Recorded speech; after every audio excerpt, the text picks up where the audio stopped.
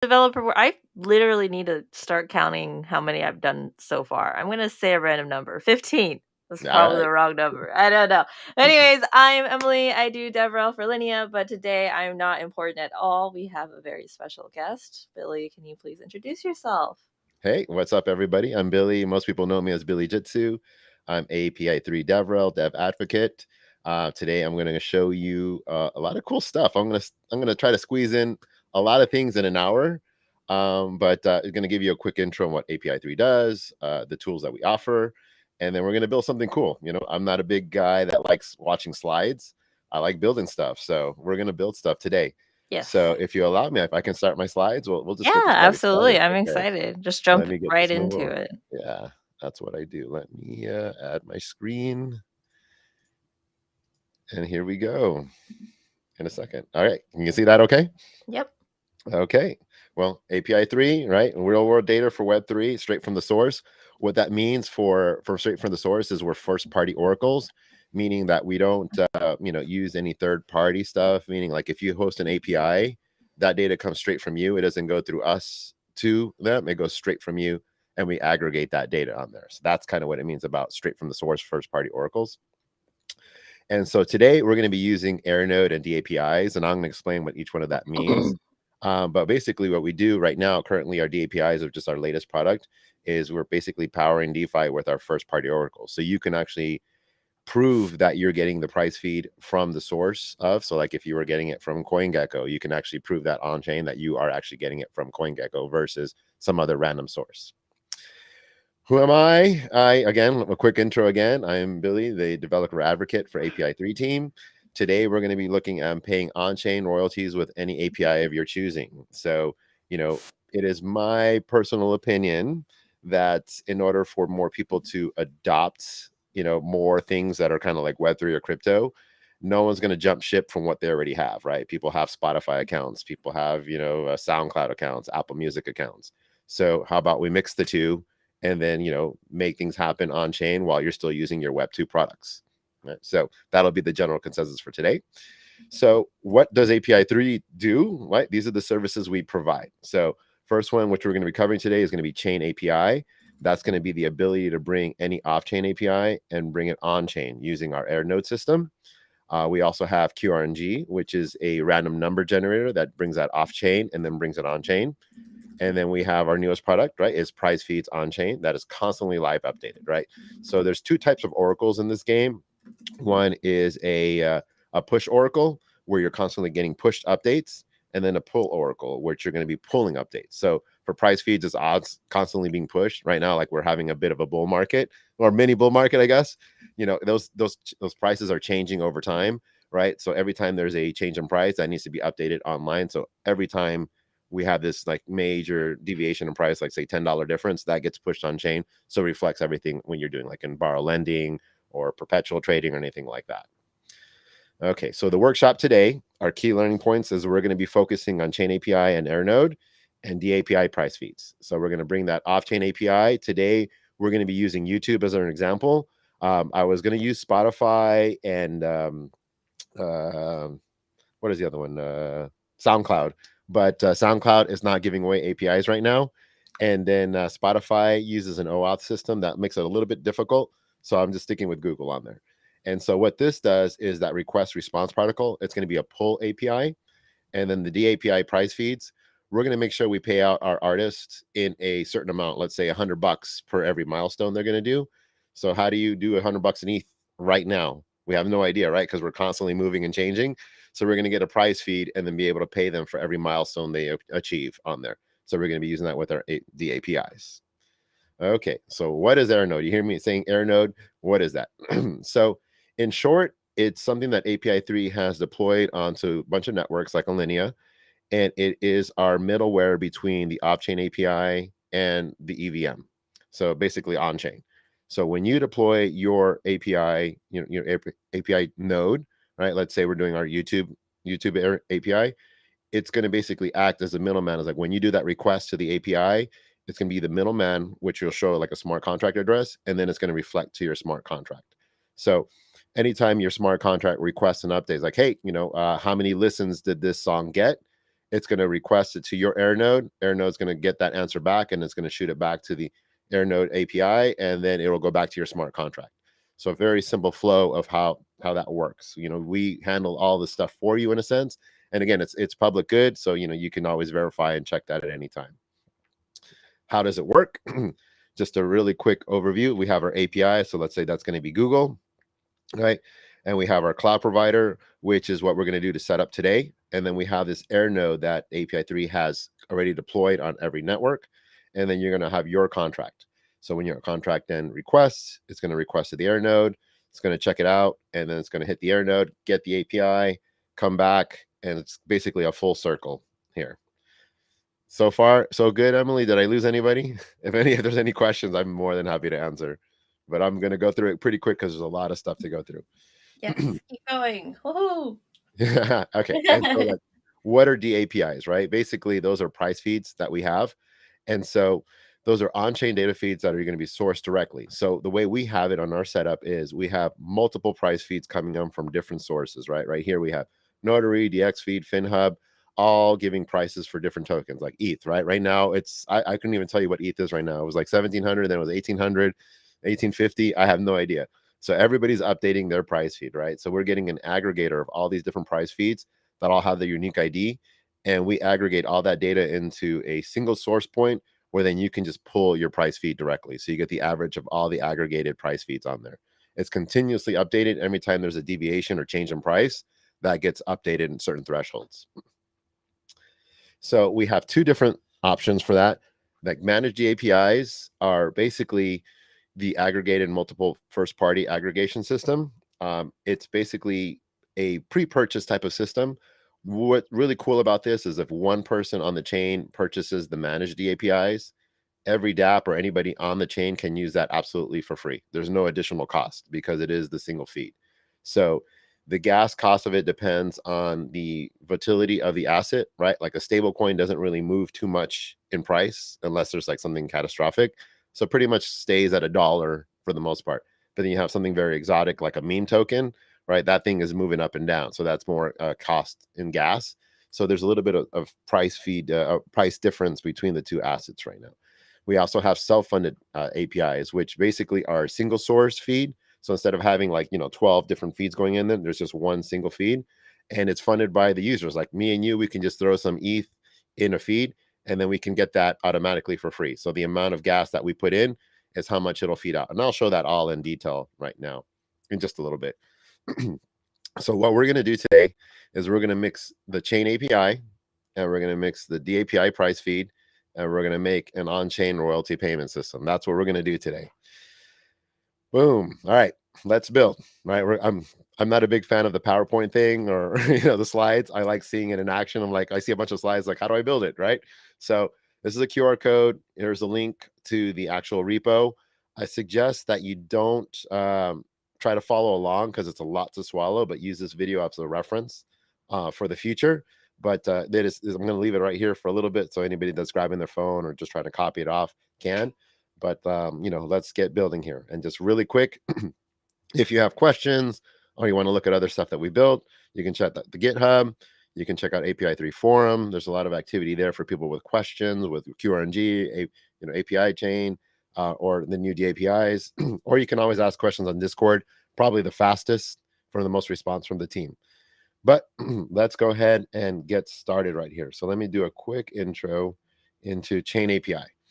So if you go to chainapi.com, this is how you set up your API to get set with your own air node. Excuse me, I have a little bit of a frog in my throat.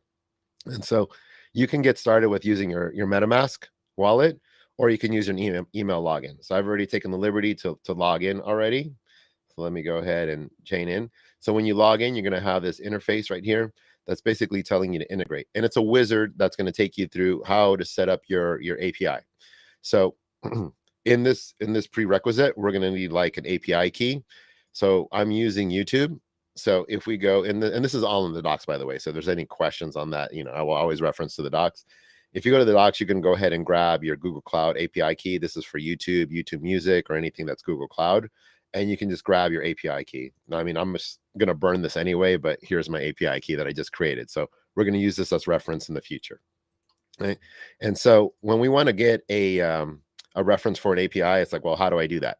I always look to the docs, and I hate when people say look at the docs, but you have to look at the docs in order to see stuff like how do I get data from YouTube, right? And so by looking at the docs and looking at the data API, it's telling me like, okay, all the requests that come from is going to start with this link. So it's going to be Google APIs.com YouTube v3. So we know that this is the base link that we're going to get all our data from, and we can get as different types of data things that we want, like if we want to know about the videos or viewership, subscribers, any category, any such way we want to look at it, we can. So to make things super, super easy, for those that are not familiar, we have a thing called Postman. And so let me go ahead and refresh this. I'm going to take this on the other side of my screen. Oops, I'm reloading it. Bring it in. And so this is going to help us break down what our request is. And I'm going to go ahead and make that a little bit larger. Okay. And I'm going to go ahead and paste down my request. Okay. So this is what we're going to be using for our tutorial. And this is how it's going to break it down just a bit here. So I want to get a specific YouTube video. I'm just going to pull it over here. It's just a random YouTube video that I just picked. And if we look at YouTube, it goes to watch, and then it has this certain ID to it. Each YouTube video has a unique ID that helps me identify what it is. So if I want to create a request for this, I have to make sure that I use this ID, this specific YouTube ID, to be able to see what I'm looking for. So if we're looking at Postman, I'm going to go ahead and put this down, and I'm going to break it down into little pieces right here. So I'm using the Google APIs YouTube v3, and I'm going into the videos. And what I'm looking for is statistics on this specific YouTube ID, and I'm using my API key to request that data. So it breaks it down for us. Like if you ever question anything about your API or like how it's set up or anything, I always use Postman as a way to break it down to see what are the pieces that I need to break this down. So obviously it's looking for the part, it wants statistics, it's looking for the ID. So it's giving me a key of an ID, and it's using my API key to do that request. So if I send that request, I'm going to get a return back. And here we go. So everything about this video has everything here. So it's telling me the type, a certain tag, all the items. It's telling me it's a YouTube video, has the unique ID, and it has the statistics, right? It has the view count, like count, favorites, and then any comments, right? So we can set analytics to anything we want on that specific video. Like say we want subscribers, or we want, how many likes something gets. We can record or reward that for anything that we want. For today, we're just going to use view count, right? If we have that many listens on a song, we want to be able to reward them in that system. Okay. So far with me, not too bad. I know it's a lot to swallow. When I first looked at them like, whoa, but when I watched it again, I was like, oh, okay, cool. Yeah, okay. All right. So let's go ahead and build out our API. So let me go ahead and minimize this. Got my API key. So here we are in Chain API. So what we're going to do is we're just going to integrate an API already. Let's go. Okay, there we go. So we're just going to give it a name. We're just going to do like Linea royalty. Right? And it's basically a wizard that takes us through a bunch of questions. We could do a category, whatever we want. I'm just going to say Web3, and we can add a description. This is more for your own personal use, or someone that may want to see how you set up your API. So I'm going to say API YouTube API to get data feed. And we basically next it, and it's going to ask us what's our base URL. And if we remember, we went back to that original, let me bring back the chain base. Remember that on the docs, it said it was basically Google APIs YouTube v3 was the base API according to the docs. So I'm going to go ahead and copy that out and then paste that in here. Oh, security schemes. We don't want to publicly give away our API key, obviously. So I'm going to go ahead and copy out my API key, and we're going to hide it in our API. So we're going to add a security scheme. It's going to be an API key on here. It's going to be a query, and it's going to be labeled key. And that's like a really cool breakdown. That's why I really like Postman, because it breaks it down for me really, really simply. So I'm going to say it is a key. And then we're going to go ahead and query that later. So we're going to add that a little bit later. And so the endpoint, And so what we're looking for, according to the docs again, is the videos. So we want to make sure that every time we hit this base URL, we want to go into the videos category. We want to see, like, Google has a ton of options on here. So we want to make sure that our endpoint is videos. So we're going to go call it videos, and it's going to be under the category of videos. And we're going to use a get request because we want to pull that data in. We don't want to post. We just want to do a get. And so when we're looking at our videos, we want to add what are parameters, right? And so what is this, right? So we got to go back into here and say, oh, these are our parameters for our query. So we want to make sure that we have the part, and we make sure that we have an ID, right? So that's how we add our specific parameters. So I'm going to go ahead and add a part, and that is going to be user defined. And I could like fix this, but I want to make it in a sense where I'm not stuck using a specific category. If I wanted to get something else besides statistics, I could. If I wanted to get a different ID, I could. So we're just not going to like hard code it in. We're just going to go ahead and like just make it dynamic. And so I'm also going to add, just to show you, ID. And so I'm going to put in the ID here as well. And so those are the only parameters we need.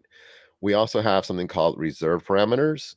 What this is it helps identify the type of information that we're going to bring back. For the most part, you don't really have to touch it, right? You really only have to just put in your parameters according to your API.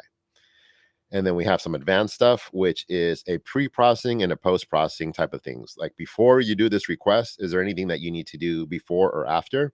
So Spotify uses an OAuth. So an API key that you get only lasts about an hour. So like that's really not useful if we hard code it in, right? Because then it only works for an hour and then it's dead. So what you can do is your OAuth key, you can then add a preprocessor to rebuild your API every time and then use a request on there. That would take way more time and it would take more logistics on there. So that's why I kept it easy with Google. But you can add that before, and then after your request, you can do something else with that. You could delete the key if you wanted to as well for your post. But we're not going to touch that today. It's just really, keep it simple. You can do APIs with a key. You can use APIs that are public and then test it out yourself. So we're going to go ahead and finish. Okay. So now we've built this tool, we got to actually deploy it. So the one caveat that we have is you have to have either an Amazon Web Services account or a Google Cloud account. But we're going to go ahead and make a new deployment. Okay, and then we're going to call this, Linea Royalty. And we'll just call it, whatever name we want. And we're going to look for our builds. And we're going to call it, there we go, Linea Royalty. You can choose the version of, if I do versions that I do multiple versions of it or I do updates, I'm just going to pick my version and go hit next. We can choose AWS or Google. I'm going to pick the I'm going to pick the East Coast. I'm going to use the latest version of AirNode. And then here's where we get to choose where do we want to host our API, right? We have multiple chains, all in mainnets. We have all these test nets, but I'm not going to do them all. We're just going to go one specifically. So I'm going to scroll down and find my Linea girly. And we're going to use a provider on there. And we can have multiple providers if you want to get a lot of activity on there. But for now, we're just going to use one. And then this is a important one, right? Authorizers. Right now, we can basically allow list certain contracts to do so, or we can have it public for anybody. So, if you're going to go to production with this, obviously you want to have it restricted and then talk to the API 3 team about getting your contract whitelisted. But for right now, we're just going to make it call for anybody. Anybody can call this in the public. And so it's basically going to give me an overview. Like we're going to deploy it to AWS. We're going to put it to Linea Girly, and we're looking good to go. So what it's going to do is going to give you this pre-compressed or like compiled file for you that's already kind of set up. So then you can deploy this on here. So I'm going to go ahead and download that file. And I'll put it right on my desktop. And let's go ahead and open this up. And let me extract it so you guys can see it. I told you not to follow along just in case, because it's a lot to swallow, but it's not bad. It's not that bad, I promise. Okay. So this is what it's looking for. So because we set it for an AWS, it's going to ask for, our AWS keys.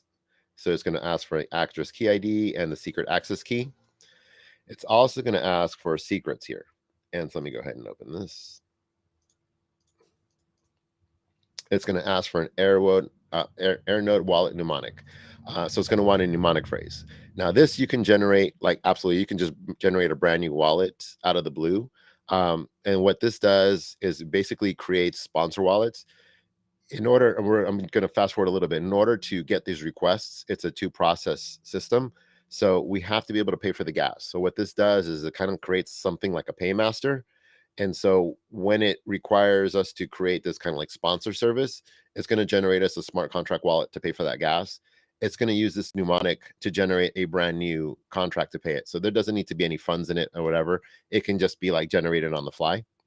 And then it's also going to ask us for our Linea provider. And so like I use chainlist.org and I look at all the RPCs to get one, and I just grab a provider. If you're going to use it for production, you're going to want to use like your Infura API key in here and then hide that as well, because this is all going to be hidden data. And then we're going to use our API key that we just created on the other system to get this up and running. Okay, so let's go ahead and fill this in. And if I'm losing you, let me know. Let me know. But I'm trying to keep it clear. So I have my AWS key in another location. So let me go ahead and just copy that in, because I'm not going to give that to you guys for free. uh, but actually, there's like very minimal cost. So like I've deployed like so many of these things, and like it's more about like just the data requests. And unless you're doing like a ton of data requests, it's very low cost. All right, so let me just go ahead and show you the one that I have built out with the secrets. So right here, I'm going to go ahead and grab this, and there is no money in this, guys. So, if there is, I'll take it. But I'm going to go ahead and update my secrets file here. And this is just a burner wallet that I'm going to use to generate my keys. We're going to go ahead and scroll down, and I'm going to go ahead and grab this RPC for Linea. And I'm going to go ahead and pull my API key that we had from Google, and I'm going to paste it right here. And so just in case for anybody that's watching, I just go chainlist.org, and I just test nuts as soon as it actually checks marks. There we go. And Linea. And I check here, and I just basically grab whatever RPC is available, whichever is available. And this, you want to go production, and then you're going to use your own private key. So I'm going to go ahead and save that. Okay. So now we've edited our files. What we want to do is use Docker. Now I just have Docker installed. You don't have to sign in or anything. You just literally have to have Docker on your machine. So then it can just run the thing to deploy it for you. And so we want to run this on our file here. I'm using a Windows machine. So here's the command. Actually, let me go ahead and open the command. And we want to get into the file itself. So that's Linea royalty. So what I'm going to do is I'm going to go right into the path. I'm going to change the directory. Then I'm going to go ahead and grab that script, and I'm going to Docker run it. I'm going to paste that down. And what it's going to do is it downloads the AirNode deployer, and it just basically goes through this whole thing of deploying out to AWS. And then it's going to give me a receipt of certain files, but this takes a little while to get going, like maybe up to 5 minutes at one time. I know we're almost hitting like the halfway mark, so I'm going to go ahead and move forward with the next part right here. So as we're deploying, I've already deployed another one before. It's like, I'm doing like this cooking show, and I've already the baked cake. Yeah. there we go. So What flavor? let's get into the smart contract, right? So now what we have is we have this API that we're going to be able to call, right? And so now the code looks a little bit scary at times, but let me break it down for you on this, like just to make sure that like it's not that scary. Let me go ahead and grab my Brave stuff here. Yes, and there we go. So like I said, QRNG, right? That's going to be like our air node, right? It's basically a 3-function contract. A lot of it looks scary because it's like a lot of code, but it's basically we were setting up our request parameters, is like we're setting up our air node, we're setting up our endpoints, and who's going to pay for the gas, right? And then we're going to do something that's like, hey, we want our number, so we're going to make our request. And so this is a lot of this is boilerplate code. You don't really have to change much from this at all. And then it's basically receiving our number. Okay, once we receive our number, what are we going to do with it? And that's where we input our logic, right? And so it's just one import library, right? And we have to make sure that we, import a contract with our requester. And it does require a constructor to tell us what air node are we using for what chain. So it's very chain specific, right? But it's basically a 3-function, right? Set up our parameters, request a number, and then receive it. And that's a true transaction, right? So like we request it, and then we have to wait for the response to come back. And then once it comes back, we do something with it, right? So that's how like the air node works. That's how the random number generator works. And it's pretty straightforward right here. DAPI's price feeds is a lot simpler, right? It is a one import, and I'm just using ownable for ownership. But proxy is basically we get our price feed. So we want to set up our price feed. Which price feed do you want to use? ETH USD, RAT BTC USD, whatever price feed. We set those parameters, and then we read it, right? That's literally, it's like 17 lines of code to get a price feed. Really, really simple. You just pop these in. So between the two, we're going to go ahead and make something awesome in a sense. All right, so just to give you a general idea, this is all the code. So we're going to go ahead and build this out. And it looks like my thing just went through. Let me go ahead and check on that. And so my API was deployed, right? And so I have logs and I have a receipt. And let me just show you that really, really quick. We get a receipt. We start getting the air node address. We get an xpublic address. We have this configuration files that have tons of details on here, but we're only going to want details on the bottom. But it was successful. It shot out. And we're going to use this information in just a little bit of our smart contract. So let's go ahead and build this contract. I'm going to put this to the side for just a second. And we're going to build this smart contract out right here. So I'm just going to get some basic framework going on here just to get it up and running. So right now I'm using Progma Solidity 8.9. For those that don't know, we had Open Zeppelin drop a 5 version 5, and so their minimum requirements for a lot of their contracts are 8.2 or 8.20, right? So that also requires a new fork of Shanghai, and so that has the push 0 in there. So like a lot of chains don't really support that or have problems with it. So I'm hard coding it to 4.9 for simplicity. If you wanted to do a little bit more advanced stuff and you wanted to choose the exact fork that you wanted to use, you could, but let's just keep it simple. That way you can copy and paste it and just work. So we're using 4.9 for this example.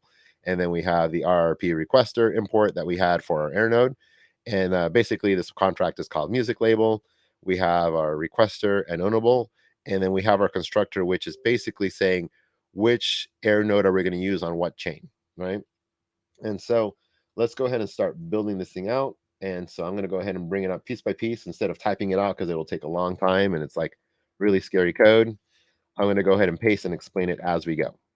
So right now we're just creating a couple events to say that we've requested a number and that we received the number. Can you zoom in on your code a bit? Oh, sure, for sure. Is that better? One more. One more? Okay. Let me minimize this to make that better. Cooler? Yes, better. Okay, cool. So what we're looking here is we're setting public variables, one for our air node, one for our sponsor wallet to pay the gas, and one for our endpoint. Those are all standard boilerplate, variables, right? What I did was create a public variable so that we know what response we get, so we could just look at it a remix. So like it's going to be the return response, a return number. And what I'm also creating is an artist ID. So that way we know which artist to pay. Let me go ahead and grab the next part here. And that is setting up our parameters.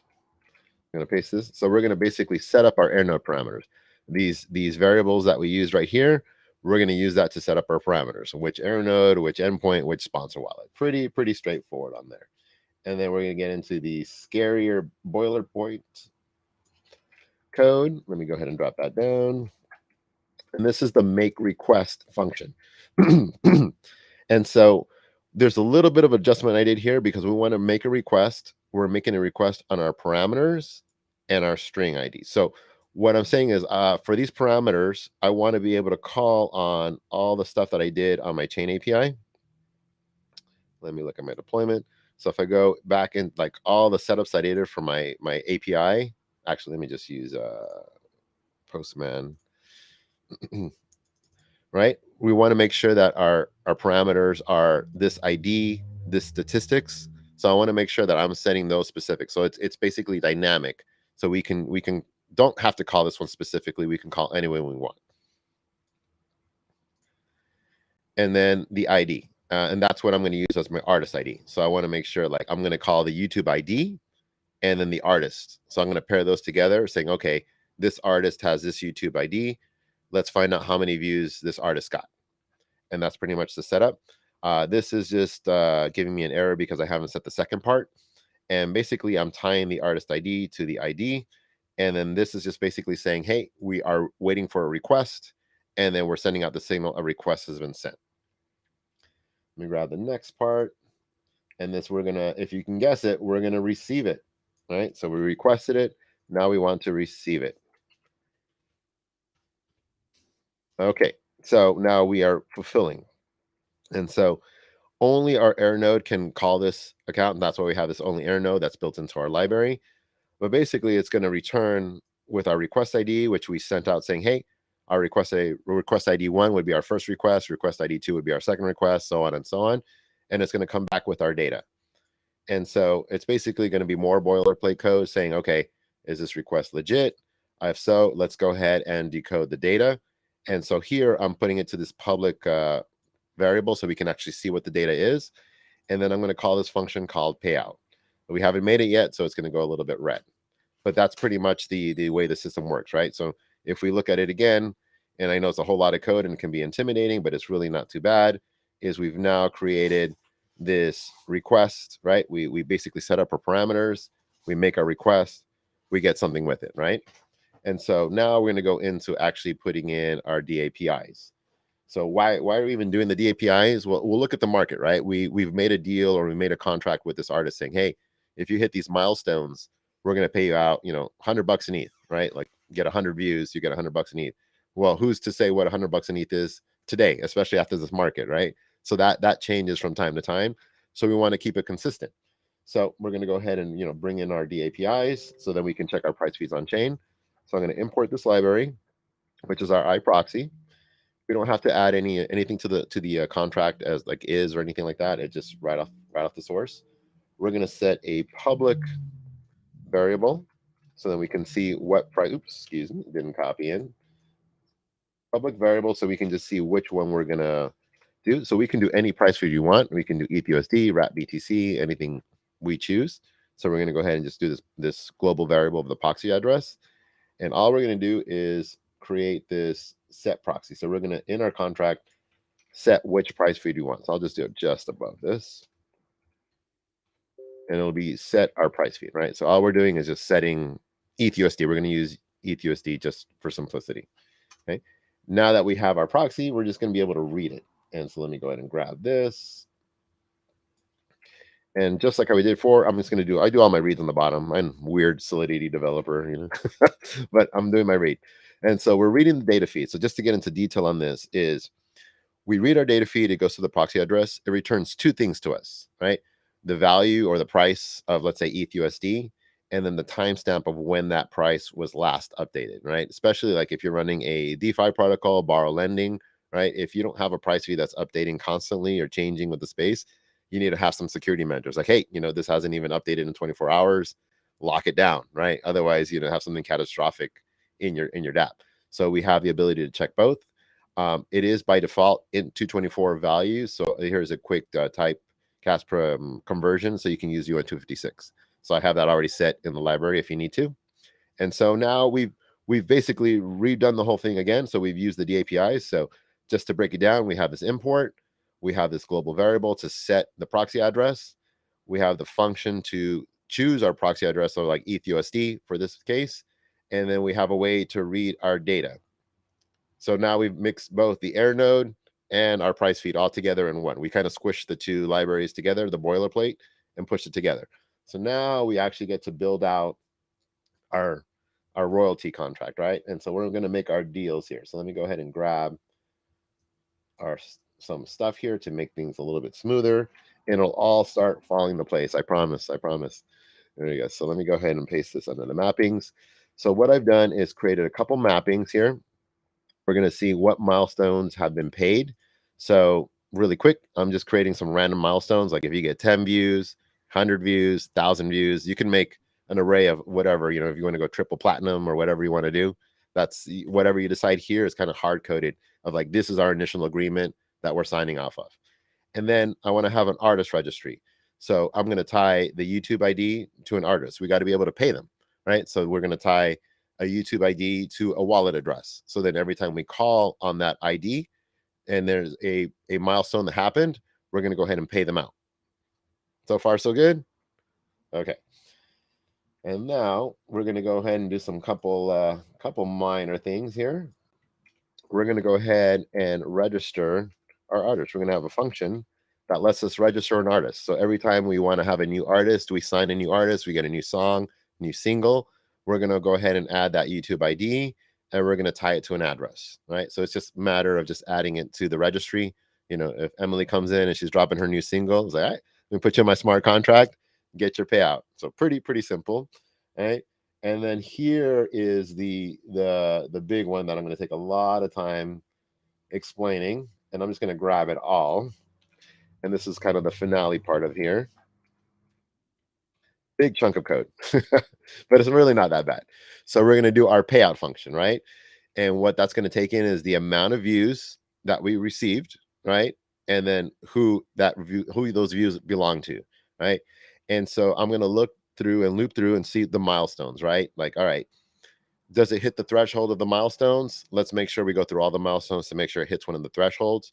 Were they paid already on those milestones or not? Like, you got 10 views. I don't want to pay you every time you get 10 views, obviously, right? So we're going to make sure that we tag for any milestone that's paid. And then what we want to do is like, okay, you met the criteria, you got 100 views.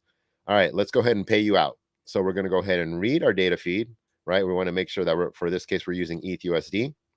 We're going to read our data feed and get the price. And you see the comma here is because we get the price and the timestamp.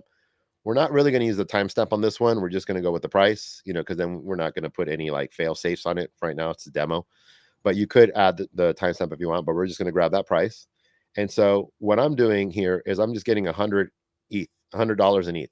This number can change to 1,000, 2,000, whatever, a dollar, doesn't really matter. I'm just hard coding in for 100. And so I want that amount in way. And so I'm going to make sure that our contract actually has the amount to actually pay out. Otherwise, we're going to revert. We have no money. So I have to make sure to fund our contract with it.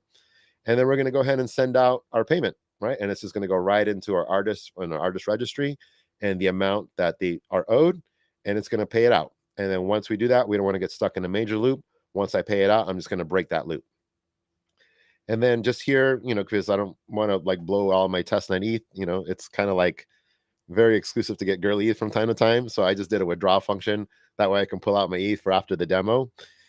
And then again, we want to be able to send ETH to our smart contract. So you have to have your receive function, right? If you don't have a payable function or any way for the contract to handle ETH, it will revert. So I always just by default, anytime I'm going to send ETH to a contract, I always use a receive and fallback. So quick overview. We imported both our Airnode requester.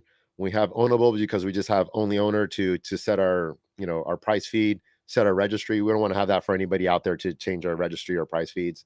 And then we have the iProxy feeds for our data feed library. We have a bunch of global variables that we're going to need to set our price feed, to set up our Airnode, to view what we're going to get in return, and to set up our artists. And then just a bunch of functions to just set that all up. So far, so good. Yeah. All We're right. grinding. We're Yeah. getting Okay. into. Yeah, I'll have to rewatch it, but Yeah, for this sure. is I good. know it's a lot on here, but we're Yeah, definitely yeah. going to. So let's go ahead and deploy this out.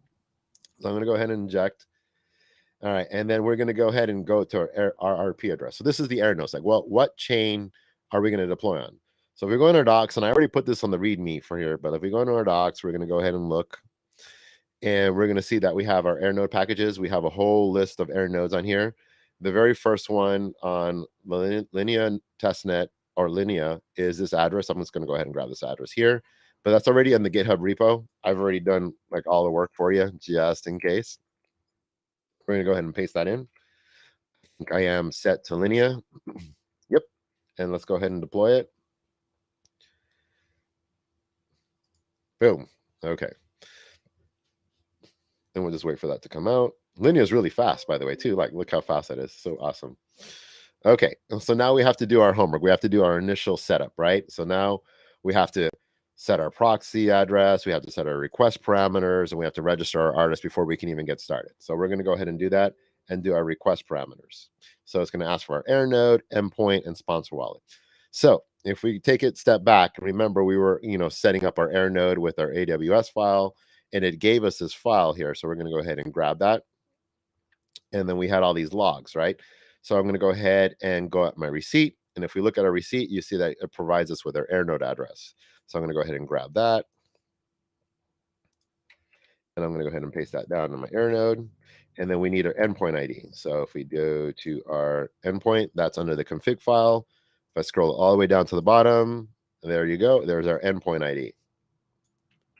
And so I'm going to grab that, just minimize that, and paste that down.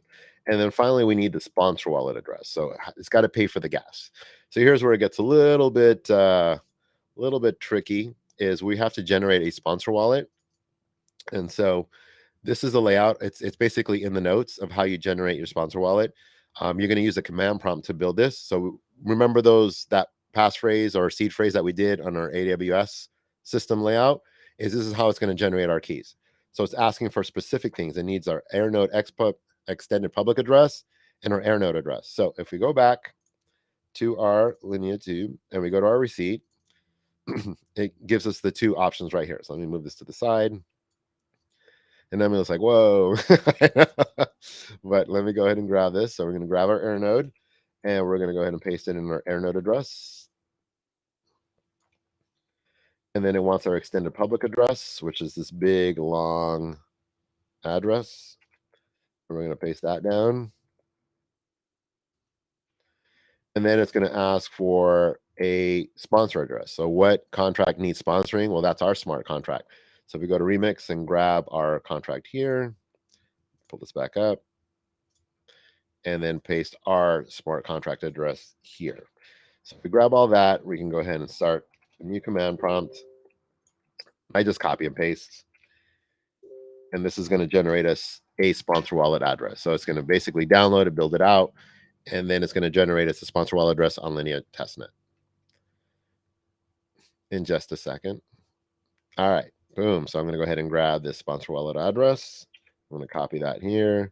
And I'm just going to go ahead and go in here, look at my Explorer, and pop in this address. And you see that we have this smart contract out here sitting here with no ETH. So the one important factor here is it's got to pay for the gas. This is the one that's paying for our gas. So we want to send some ETH to pay for our transaction when we do that request. So I'm going to go ahead and send some ETH. And that's going to 0.01. 0.01. Is that correct? No. 0.01. There we go. And shoot that out there.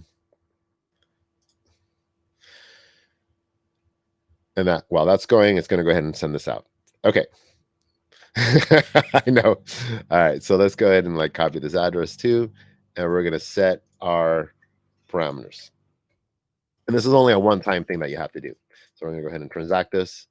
And we set this on our smart contract that, it is now, set on our smart contract. Now we have to set up our price feed, right? So now we were like, okay, we want our price feed. So let's go to api3.org. Let's look at some price feeds. So we're going to explore our data feeds.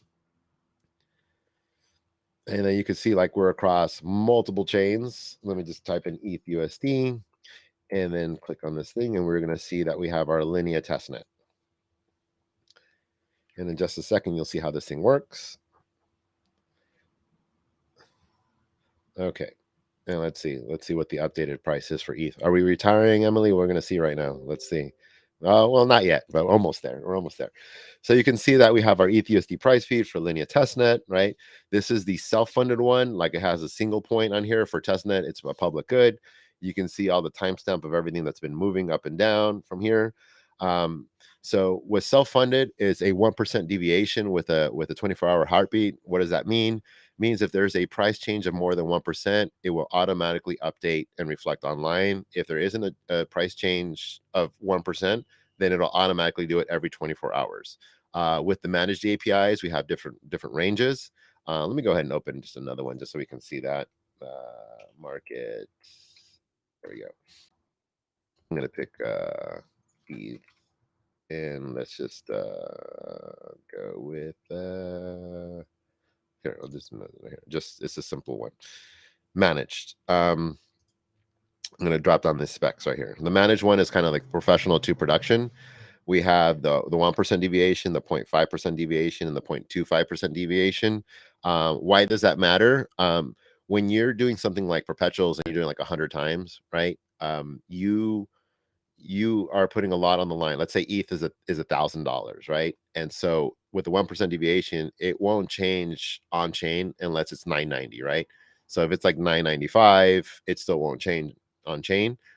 So but like if someone's running a bot on a futures, it's like, okay, it's updated on CoinGecko, at 989, right? So now I'm going to do 100 times leverage with my bot, and as soon as it updates, it's going to like sell and then doing so. Like the dapp loses a lot of money, right? So like it's the more deviation in price, the more you kind of limit that to a certain extent. So there's certain deviation price holds that we can have to just automatically move. It's a little bit more expensive, but it's saves you a ton of money in the long run. Again, the cool thing about this is that if the chain buys it or a dapp buys it, the entire chain can use it. So like if Emily wants to buy ETHUSD price feed, and then Billy Industries wants to have a DEX, I get to use the same thing absolutely free. So then the next time it comes around, we can split the cost, or the chain can get it totally free for anybody to use. And then also you can look at all the details of where your price feeds are coming from. You can actually prove it on chain with their data feed ID. You can like reverse engineer it to show that it is coming from these direct sources directly. No third party, no interference, nothing like that. Just wanted to show you the managed options, but let's go ahead and go back. So we're going into self-funded.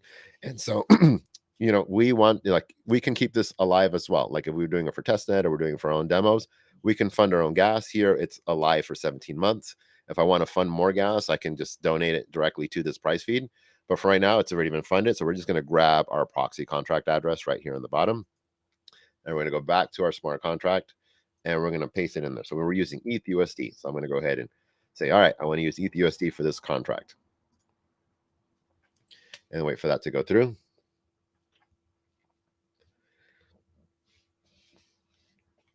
Soon. There we go. Okay, we're almost there. And so now we want to do our artist registry, right? We want to have our artist, be registered. So I'm going to go with myself here. Let me go ahead and go with this YouTube ID. So let me go here. There we go. So I'm going to go with this YouTube ID because this is my artist, and I want to keep an eye on this one. It can be any ID. You can call it art or anything, but just for simplicity, I want to go ahead and use their YouTube IDs. And then I'm just going to use my own address. I'm going to pay myself just for the heck of it. I'm going to grab this address here and register. Now I can register a whole bunch of different artists if I want to and be ready to rock, but we're just going to keep it simple on here. I don't want to blow too many minds on this. All right. And so now our artist has been registered. And then our final thing is we actually have to fund our contract. So for some reason, and it used to work, I used to be able to write 0.0 and write decimals, but now we're just going to have to put it in way. So I'm going to go ahead and use my Ethereum converter and then do 0.01 and just grab this and go ahead and paste this down. So that is 0.01 ETH. And the way you send a contract is you just literally put the value in and go all the way to the bottom and then transact call data. I don't know how embarrassing it was for me to spend 10 minutes trying to figure that out. That's on video. Cool. What's the point? Yeah. You're relatable. Yeah. All right. So now we have ETH funded in our contract, ready to do payouts for our artist. We've set our parameters. We've set up our artist. We set up our price feed. We're almost there. Home run. In my repo, let me go ahead and clear this out.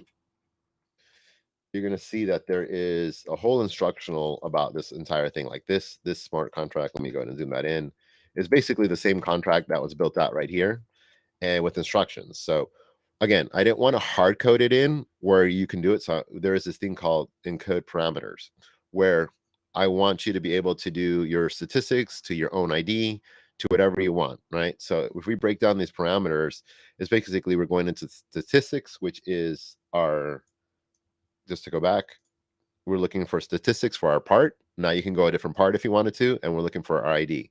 So if we look this, we have our part and our ID. And then if we remember, we had those reserved parameters that had part and type that would return back. We're basically going down to statistics, and then we're going to view count, because that's what we're looking for specifically. We want that view count so then we can pay off. You can change this to whatever you want. But the way smart contracts work is it requires, and the way at least our request works, it requires a bytes, right? So I can't do this in plain English as a string. It does require a byte to come in. So this is why we have this encoding. Oops. So this is why I have this encoder. As soon as I can actually grab the top of this, there you go. And so the way I have it is you're going to go to source and encode. So we're going to encode this in. So then we have this long string. Let me go ahead and go up. And so we're going to go node source encode params, and it's going to encode and decode just to make sure that it looks correctly.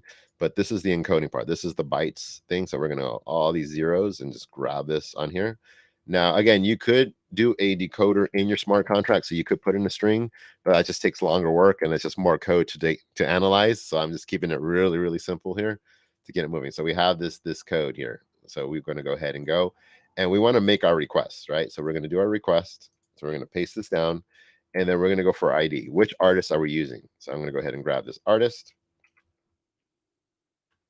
And then here we're just going to do this transaction, saying, okay, we're doing requests. We want the statistics for this artist. We want to pay out this artist. And so we're going to go ahead and confirm that. So if we go into our, let me see, into our sponsor wallet, takes a little while. It's going to take some time. So what we've done is we sent the request out. Now we're going to wait for that AirNode request to come back. And then once it comes back, it should have an answer for us to say, okay, this is the amount that's come back. These are the amount of views. And then this was the payout. So hopefully, if I did everything correctly live, it works. I know that's a lot to swallow. I know, like, totally any questions that you have or anything, I'm more than, I know it's a Yeah. lot to swallow. And I mean, okay, it seems like everything's going perfectly so far, yeah, which is okay. amazing. So we've got it. Okay, so we remember we funded this with 0.1, and so like it's come back and paid that gas fee, and we got a response. Linea is super fast, so it came back already. So let's see, moment of truth. If we get our return response, there we go. We have 786,760 views, and if we go to that YouTube video, we have, oh, it goes 786K, right? And so if we go through here, we should see that our contract, let it update a second here. It should pay up eventually in just a second. It should go pay out to our artist. And there you go. It just updated. I'm going to try to zoom in a little bit more. And we funded it with 0.1, and now it's paid out $100 worth of ETH. So if I do that math, ETH to USD, and then I say $100, that's 0.55 roughly. And so from the 0.1, like 0.55 roughly, based on the price feed on there. If we wanted to get into the specific details of it, it's 1815 right now on chain on Linea. So I know that was a ton to swallow. I made this guide as simple as possible. I know there's a lot of moving parts, but in essence, you're creating an API, right? You're following that wizard. It's giving you a compiled format to use the AirNode. You just have your AWS account that you follow that wizard, deploy it out there. You set up your smart contract to say, okay, this is the contract that I want to communicate with off chain. And, they say, okay, cool. We set up our parameters, set up our price feed, and then register our artists. And then we start making our requests. Yeah. Yeah, very cool. So yeah, that's pretty much it in a nutshell, of being able to deploy this. So like you can set this, again, you can modify this smart contract to, change your milestones, right? Obviously it's 10 to 100 is very minimal. Like if you're going triple platinum or something, if you're on SoundCloud, like, you want to hear me like, who it is? I'm like, no, I don't, because I'm listening to SoundCloud, right? It's like, like if you're trying to Yeah. sign an artist. Now you can modify this too as well. Like I'm just using ETH, but like if you are making your own token, it doesn't have to pay out. You could just mint tokens, right? So like, with the marketing, you're trying to get your label off the ground, you can give them a token allocation, right? So like if they're doing well on Spotify or any other music platform, it's like, all right, let me hook you up, because Spotify isn't obviously, paying the best royalties. So it's like, all right, let me hook you up. Let me get you some tokens. You set up your wallet and you're ready to rock, right? So now you're mixing what people are using already, and then adding a Web3 flair to it, so people are more interested in signing up, like a bonus tier. So there's a lot Mhm. of options that you can do with this. So like any off-chain API that you want, right? You can run a prediction market, right? I love USC MMA, right? So you can have your own, like, bets with friends, right? Like who's going to Yeah. win this, and just put it in an escrow contract, call it in, because who really holds the money, right? So I always use escrow contracts. So the ability to use like an off-chain API, make it somewhere, and then bring it on chain is like, I think, like, for my personal opinion, and I know this sounds biased because I work for API 3, but it's pretty legit. So Yeah, yeah, yeah. yeah, No, I mean, there's definitely like comments. I think when you brought up the UI, they're like, "This is very, very slick for like the chain API part." yeah. Someone was Uh, like, "My head is boiling." yeah, it's a lot. I'm like, do I really want to do this an hour? But like, I like doing cool No, stuff. no, it's Yeah. good. Do you have like, can you throw up the links to the repo and everything? Oh, I for think like sure. Let me bring it. definitely having something to reference after Yeah. would be nice. Let Um, me here. Let me just get yeah, down. we talked about this briefly, I think right before this call about like API 3 being a public good. That's Mhm. like I think very different. I don't know if you could expand a little bit upon that. Well, yeah. So like everything's chain specific, right? And like it's. Let me go ahead and put this up here really quick. So again, there's no token to use any of this of the stuff that we have, right? Like you just literally supplying it with your own gas based on the chain, right? So you don't have any risks of any bridge hacks or anything like that, because it's literally chain specific. So QRNG, which is the random number generator, which is the same way the air node works, is all public good, right? So the only catch is you kind of have to have your own AWS account, and or your own Google account, and then you can just host it yourself. That's what we mean about first party, right? Like I am the first party for this specific API. If you are an API provider, then you can incentivize people to use your API, and then it's provable on chain that this source is coming from me and my call. Mhm. So I mean, these is kind of like giving it back to the people. Like, there's no fee on it. The only fee that would theoretically be the kind of a charge would be the managed DAPIs for the price feeds. That's because it's the cost of gas to update those price feeds on chain for the Right. chain, right? And it's not for each individual, it's for the chain. So like it's the bare minimum cost. And like as crab markets go sideways or bull markets goes, they're going to get a better idea of like what it actually costs to maintain these price feeds. Because imagine doing on ETH, and then you're doing like some meme token, all of a sudden like the gas to update those price feeds would just kill us, right? Right. So Right. yeah, Yeah. finding it out. But Exactly. yeah, yeah, but everything's Um free to use. So I do want to wrap yeah. up with like a few things. First off, being how do we get connected, learn more about AP3, AP3, I keep saying it, API 3, not AP3I, API 3. Oh, Uh, for sure. So right you here. can Okay. always follow us on Twitter with API 3 DAO. You can check out the GitHub with API 3 DAO, and then Linea throw API 3 DAO at, and then probably the most one is Discord with literally, I think we have a new Discord invite, which is Discord/API 3 DAO as well. So Yes. Discord is easy to use, or just go to API3.org, and like literally all of it's there.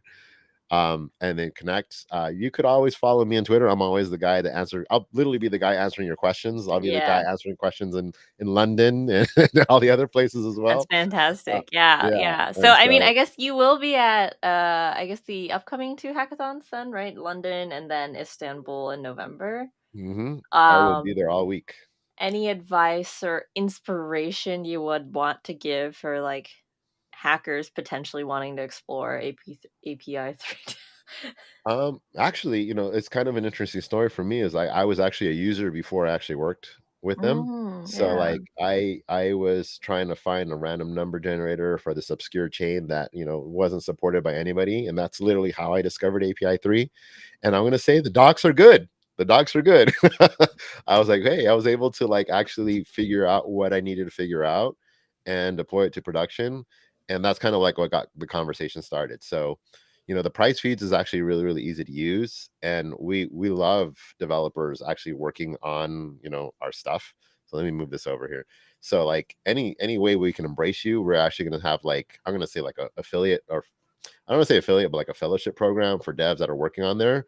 It's going to Mhm. be a new program that we're going to be starting. So like if there's any new drops that we're going to do, or job opportunities, like that's going to be the initial list that's going to start first for anybody that's actually using the product.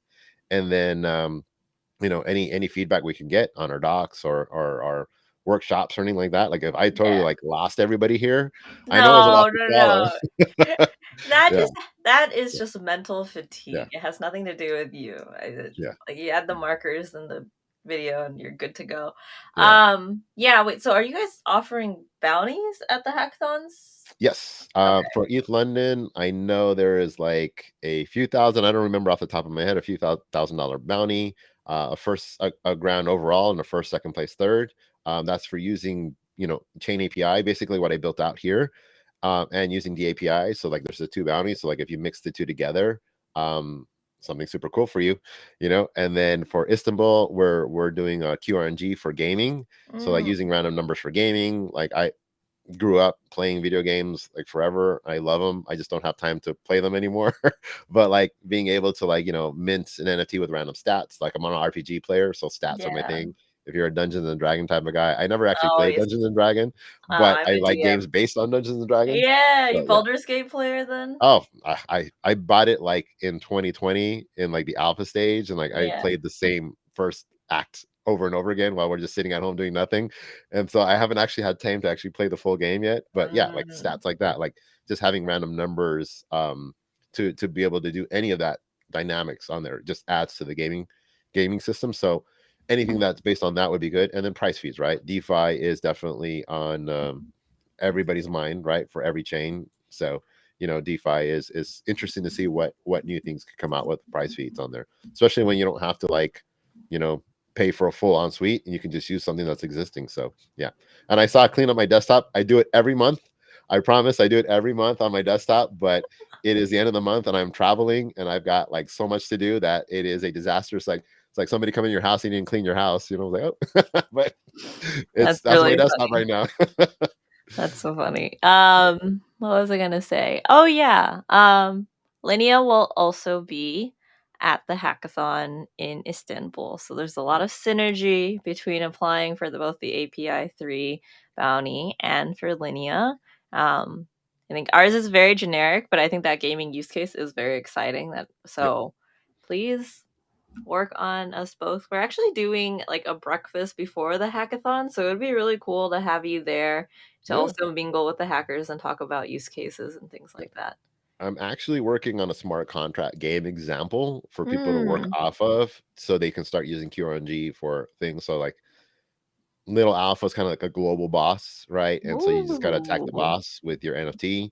And so depending on what you mint is certain stats, and depending on how you hit is certain stats. So as much random numbers I can use in that.